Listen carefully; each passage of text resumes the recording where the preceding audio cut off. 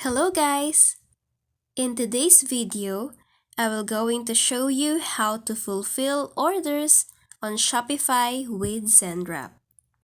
But before that, you want to make sure that you already installed the Zendrop app to your Shopify store.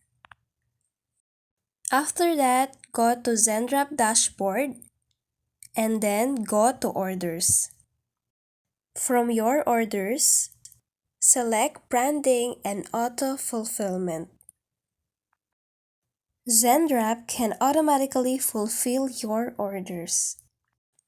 So let's say for example, there is someone orders on your Shopify store.